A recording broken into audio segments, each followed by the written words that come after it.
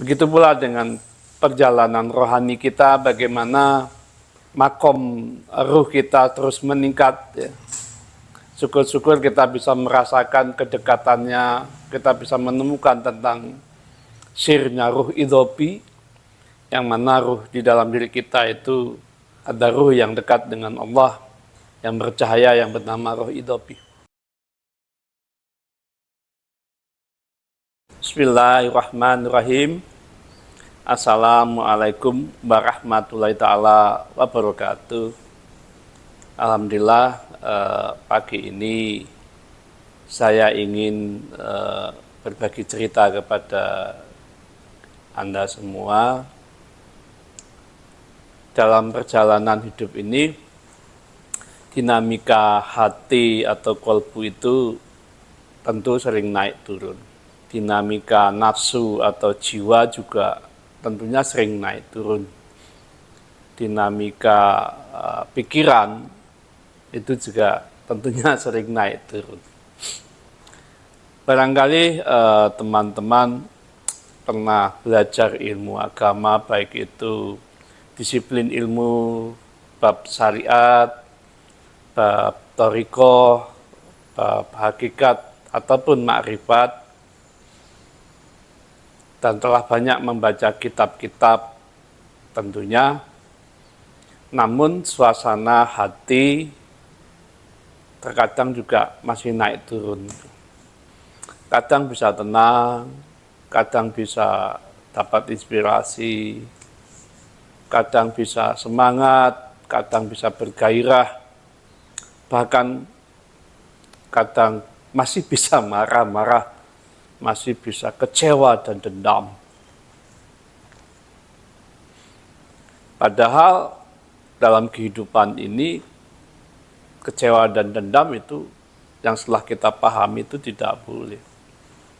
Karena dengan kecewa dan dendam, hati kita tentunya akan menumpuk sampah batin. Yang mana sampah batin ini menjadikan jiwa kita berubah wujud. Yang tadinya cahaya, terang menjadi cahaya kegelapan. Karena sifat dendam tadi, sifat kecewa yang mendalam. Karena saya diajari oleh leluhur saya, para eyang saya dulu, bahwa sesuatu yang berproses selama 40 hari, itu dari sesuatu yang tidak berguna menjadi berguna. Contohnya dari kepompong menjadi kupu-kupu butuh waktu 40 hari.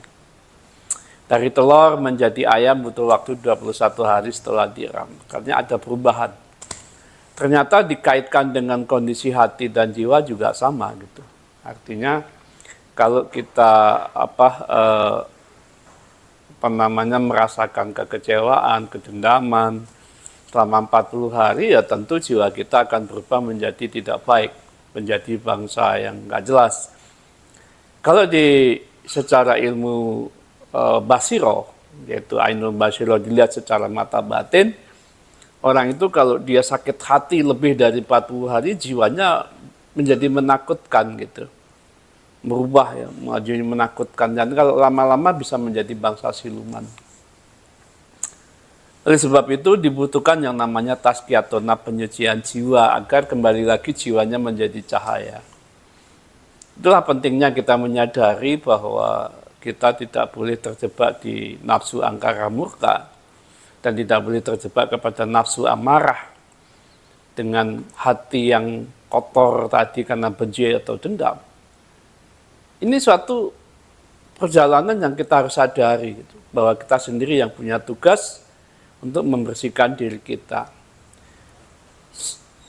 Orang siapapun dia, gitu, siapapun dia, bisa terjebak kekecewaan, itu bisa. Karena punya keinginan yang tidak tercapai harapannya, dia akan kecewa.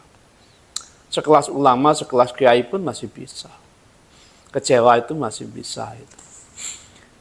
Tapi mungkin dalam penanganannya akan lebih mudah bagi orang-orang yang tentunya sudah memiliki pengalaman ilmu gitu. Yang tadinya kalau orang awam biasa marah, kecewa sampai ke hati itu butuh waktu berapa hari untuk mengikhlaskan atau berapa bulan agar bisa ikhlas kembali. Tapi untuk orang-orang yang berilmu tentunya ini semakin cepat. Jadi kalau dia kecewa ya cukup 1 hari 2 hari sudah hilang, sudah tidak lagi kecewa dan dendam gitu. Jadi sudah bisa ikhlas dalam waktu yang sangat singkat.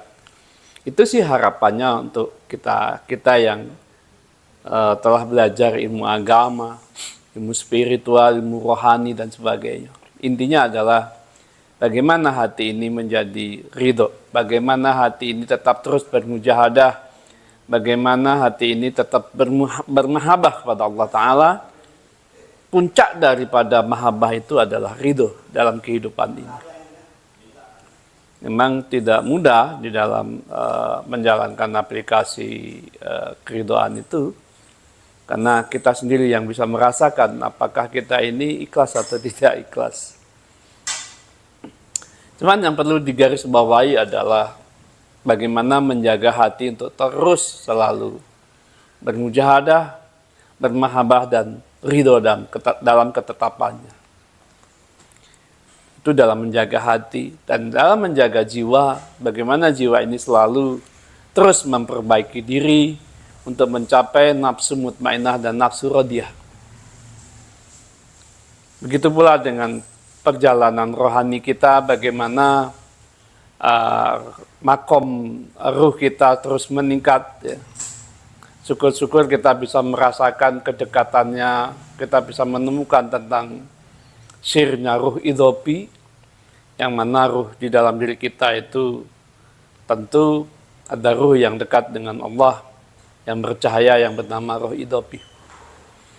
Dengan adanya 3 komponen ruh, hati, dan jiwa ini, tentu menjadi derap langkah kehidupan kita untuk menjadi orang yang arif billah, untuk menjadi orang yang terus berjuang, manusia yang memiliki kebijaksanaan, memiliki kearifan dan kemuliaan tentunya.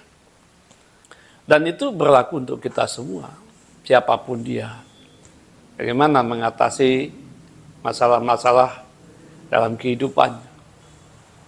Dengan kita mengetahui target kita, komponen apa yang harus kita pegang, tentu manusia itu akan insya Allah kuat dalam istiqomahnya, kuat dalam berjalan, entah itu sebagai salamullah, entah itu sebagai rahmatullah, entah itu sebagai habibullah, entah itu sebagai karimullah, atau sebagai hamba Allah.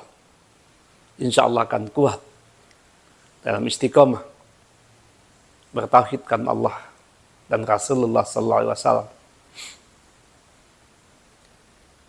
Harus yang kita pahami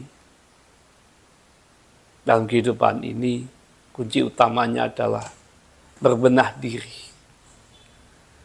Terkadang kita bisa menasihati orang lain, tapi sulit untuk menasihati diri kita sendiri. Terkadang kita bisa mengkritisi orang lain, tapi sulit kita mengkritisi diri kita sendiri. Itu semua karena kita belum memprioritaskan skala kehidupan. Kalau kita kembali ke dalam Al-Quran, ada sebuah misi. Kalau saya mengatakan 666, surat 66 ayat 6, di sana jelas sekali bahwa selamatkanlah dirimu dan keluargamu dari api neraka. Artinya kita lebih fokus dalam memperbaiki diri dari keluarga kita. Saya pun berusaha ke sana. Tak ada manusia yang sempurna. Semua terus berbenah diri. Fa'alhamaha fujuraha wa taqwa. Agar Allah memberikan kita ilham ketaatan. Jangan sampai ilham yang kejahatan. Karena pada dasarnya Allah yang memberikan ilham kejahatan maupun ketaatan. Yaitu fa'alhamaha fujuraha wa taqwa. Yang ada di dalam surat As-Safi ayat 8. Dari itu semua, kita nggak boleh lengah tentang konsep Fabi ayyi ala rabbikum tukadziban. Hikmat Tuhan mana lagi yang kamu dustakan. Apabila kita banyak mengeluh, tentu kita mendustakan nikmat Allah. Itu juga poin-poin yang harus kita pegang agar kita tidak masuk ke dalam kubur Allah, tapi masuk kepada hamba-hamba Allah yang bersyukur. Dengan demikian, kehidupan akan menjadi cepat kembali tenang, damai, sekalipun kita mengalami badai. Badai pasti berlalu. Awan, mendung pasti berlalu setelah dia kena angin. Hujan pasti akan berhenti. Maka, jangan kau sesali kehidupan masa lalu. Nikmatilah kehidupan hari ini. Dan berdoalah untuk masa depan. 3 komponen, masa lalu, hari ini, dan masa depan. Kalau kita bisa merangkai dalam derap nafas dan pikiran kita, tentu kita akan damai. Tentu kita akan terus tenang. Begitulah dalam perjalanan jiwa, hati, dan ruh. Kita pun harus selalu istiqomah agar kita tetap dalam hati yang ridho, jiwa yang tenang, dan ruh yang selalu mendapatkan nur ilahi, baik dari Ruhul Amin, Ruhul Kudus, Ruhul Alam, dan Ruhulullah. Hingga perjalanan hidup ini benar-benar menuju Shiratal Mustaqim. Demikian dari saya. Akhirul kalam. Wassalamualaikum warahmatullahi ta'ala wabarakatuh.